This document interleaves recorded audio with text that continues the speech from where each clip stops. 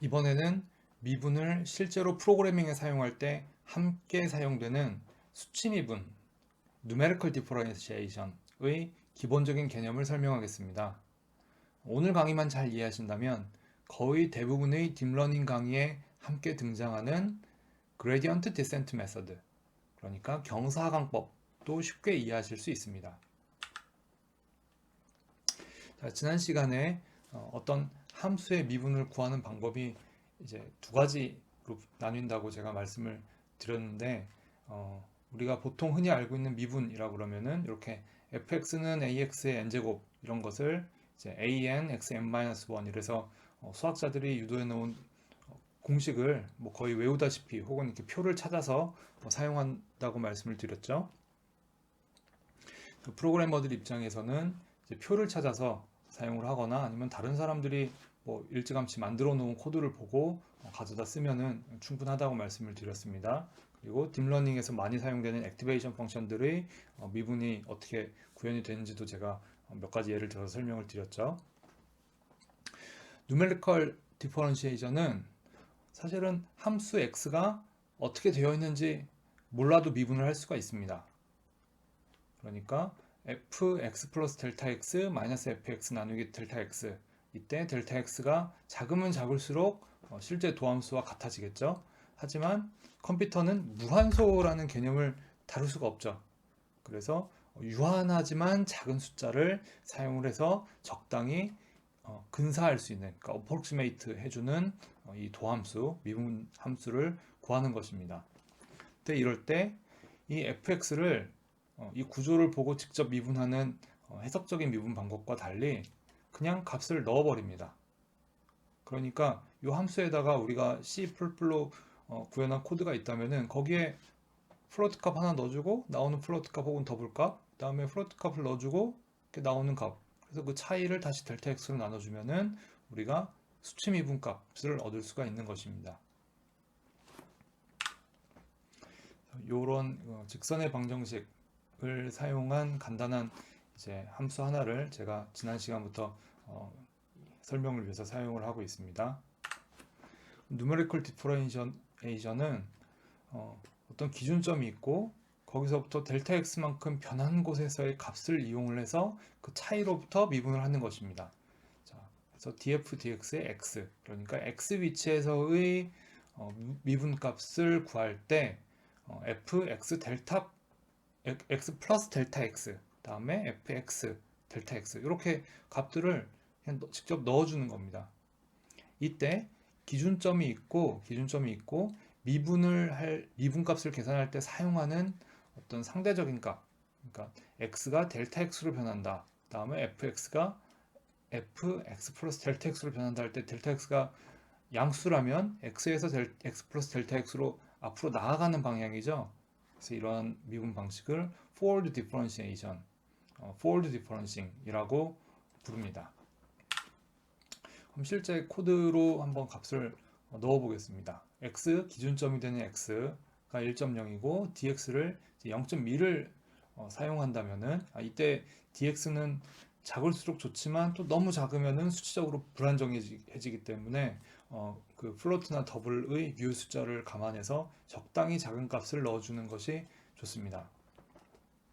그래서 거기에 대해서는 기회가 되면 다시 설명을 드릴 거고요. 이때 dfa 같은 경우는 이 함수를 우리가 뭐 그 해석적인 미분 방법식을 이용해서 미분 공식을 적용하고 새로 구현하는 것이 아니고 이렇게 값을 x 플러스 델타 x의 값을 직접 넣고 그다음에 fx에도 x 값을 넣고 나온 값을 그냥 그 차이 값을 직접 계산을 해줘 버리는 겁니다. 그럼 df over dx, 도함수는 df 나누기 dx가 되니까 우리가 이 함수가 사실은 어떻게 생겼는지 모르더라도 미분을 할 수가 있는 거죠.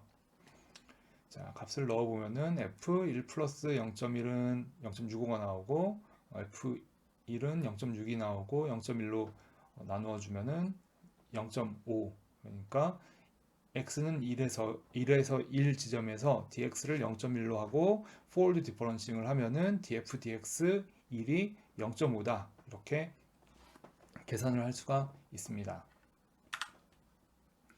자, 지금부터가 더 중요할 수가 있는데 그럼 이 미분한 걸 어디에 쓸 거냐라는 게 굉장히 중요하겠죠. 그래서 제가 두 가지 사례를 말씀을 드리겠습니다. 첫 번째는 뭐냐? 우리가 어떤 지점에서 이 함수가 f1은 0.6이고 예를 들어서 그다음에 df dx1이 0.5다. 즉, 이 지점에서의 함수값과 미분값을 알고 있다면은 1에서부터 0.2만큼 더 나아갔을 때의 값, 혹은 뭐 이 근처의 값들, 그러니까 x는 1 근처의 값들, 요 근처의 값들을 함수 f를 직접 계산하지 않고 추측을 할 수가 있습니다. 그러니까 미분과 그 함수의 값을 알고 있으면은 그 근처의 값들을 이 함수를 직접 계산하는 것이 아니라 추측을 할 수가 있다는 거예요. 그래서 이것을 뭐 인터폴레이션이나 엑스트로폴레이션 할 때도 많이 사용하는 성질입니다. 자, 그러면은 이게 이제 처음 시작한 그 미분식이고, 이 물결 등호는 정확한 것이 아니라 이제 근사치다라는 것을 보여주고 있습니다.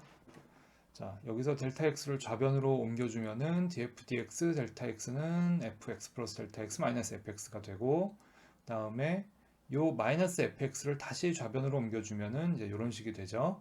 그럼 우측항에는 fx 플러스 델타 x만 남습니다.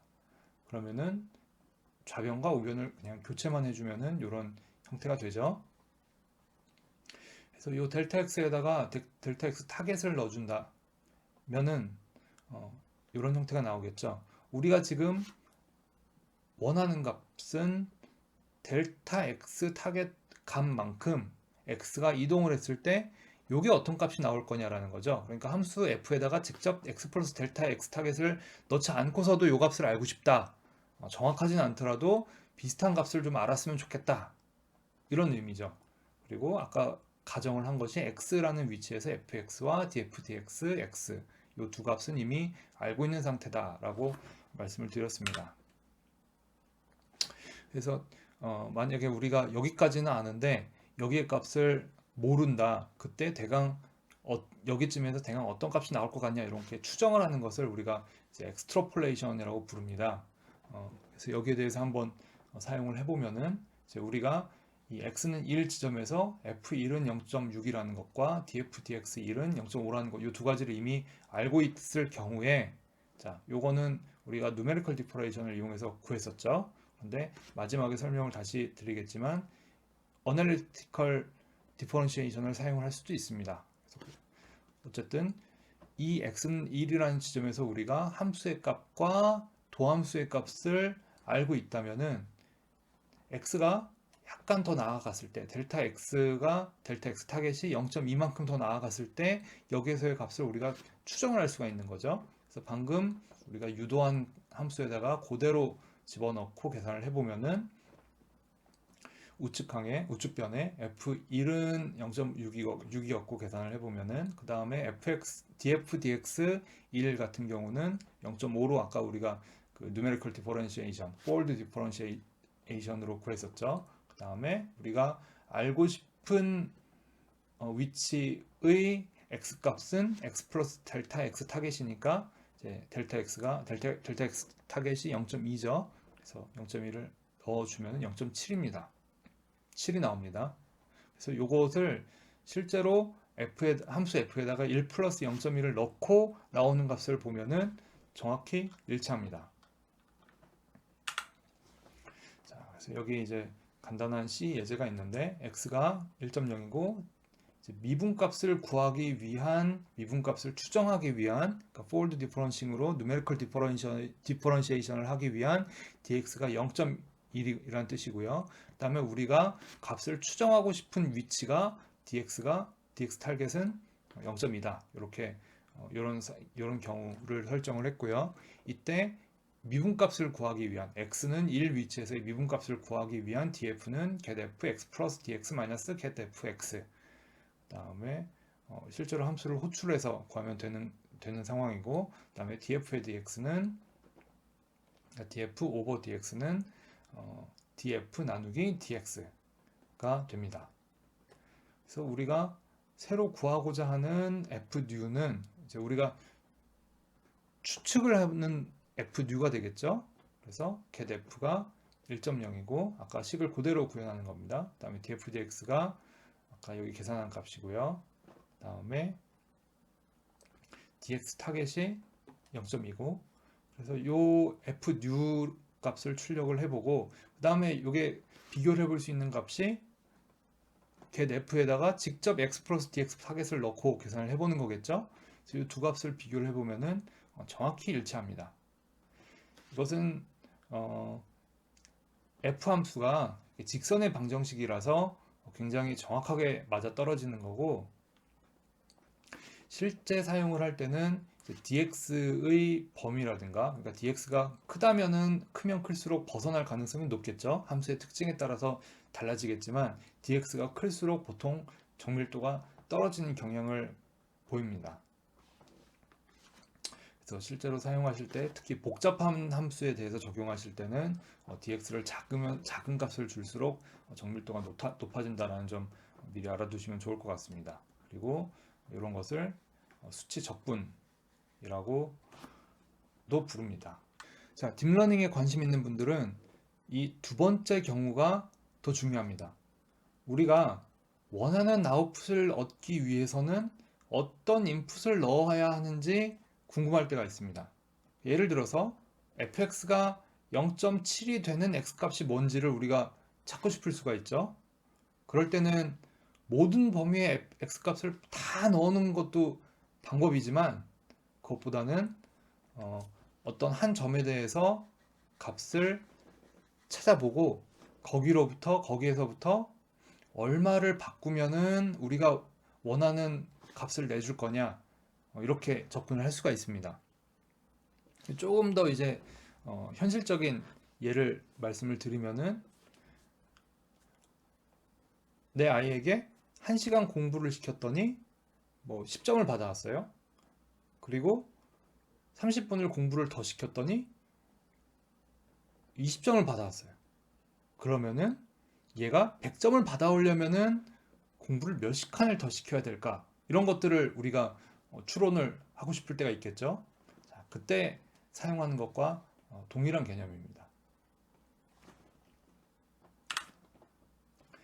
자, 그럼 다시 이제 이 식에서 시작을 하는데 이번에는 델타 x를 왼쪽 변으로 옮겨주고 df dx x를 이제 이쪽으로 옮겨주면은 이런 형태의 식이 나오죠. 자, 이때 우리의 가정은 요 값은 우리가 미리 설정을 해주는 값이니까 이제 f 타겟을 넣을 수가 있고 그 다음에 요 값도 우리가 이미 알고 있는 상태입니다. 그래서 델타 x를 우리가 알고 싶은 값이니까 델타 x 타겟으로 바꿔주죠. 그럼 이런 형태의 식이 나옵니다. 그러니까 이 식에다가 정확한 값들을 입력하면 우리가 움직여야 하는 값 델타 x를 얼마나 바꿔주면 f가 우리가 원하는 값이 나온다. 이런 것들을 추측을 해낼 수가 있는 거죠. 그래서 조금 전 그 식에다가 이 수치 예를 그대로 넣어봤습니다.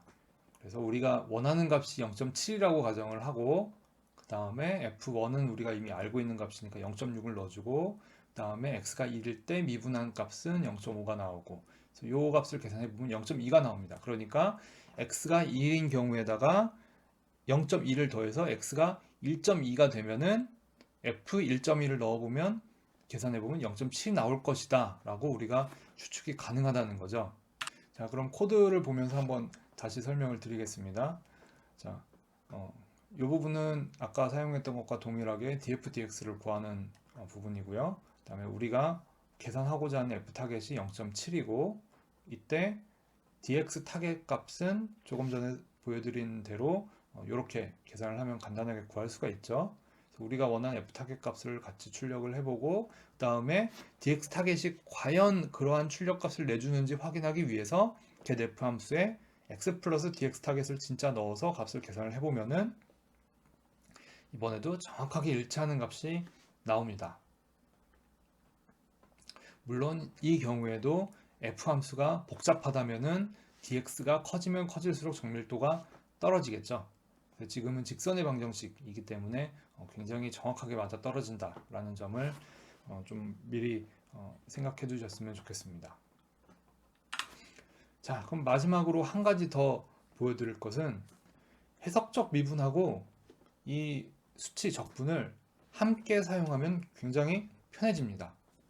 자, 조금 전에 제가 getF 함수만 보여드렸는데 getFX, 그러니까 getF 함수를 x에 대해서 미분한 것을 우리가 뭐 어떤 방법을 통해서 그 요리책 보듯이 보고 따라 하든지 아니면 인터넷을 뒤져서 그 함수의 미분값을 찾든지 아니면 직접 했든지 그 도함수가 ax 플러스 b의 도함수가 그냥 a니까 이렇게 getfx라는 함수를 우리가 직접 정의를 할 수가 있겠죠. 이 경우에는 수치 미분을 할 필요가 없이 도함수를 직접 사용을 해서 fx, 그러니까 df 오버 dx 값을 직접 계산할 수가 있습니다. 그럼 이때는 getfx 값을 fx에 바로 받아오고 그걸 이용해서 dx 타겟 값을 추론을 해낼 수가 있겠죠. 그러니까 요 식의 요 부분을 수치 미분이 아니라 그냥 미분을 사용해서 집어넣게 되면은 구현도 어떤 경우에는 훨씬 더 간단해지는 경우가 있습니다. 물론 함수가 굉장히 복잡하거나 엑스트로폴레이션 외에는 값을 구할 수가 없는 경우에는 수치 미분으로 계산을 해야 되는 경우도 있지만 딥러닝에서 액티베이션 함수 같은 경우에는 미분이 가능한 함수들을 사용하기 때문에 이렇게 직접 넣어주면 굉장히 간단하게 구할 수가 있습니다. 그리고 딥러닝에서 백프로포게이션에 필요한 도함수들을 구하는 것은 이렇게 직접 집어넣는 것이 훨씬 효율적입니다. 자, 그리고 이 개념은 우리가 딥러닝에서 굉장히 많이 사용되는 그레디언트 디센트 메서드로 그대로 연결이 됩니다. 그래서 다음 강의에서는 이 내용을 연결시켜서 그레디언트 디센트 메서드, 우리가 딥러닝에서 굉장히 자주 접하게 되는 경사하강법에 대해서 설명을 할 거고요. 그 다음에는 이 그레디언트 디센트 메서드를 굉장히 복잡한 레이어를 가진 뉴럴 네트워크에 적용하기 위해서 필요한 체인 룰에 대해서 살펴보겠습니다.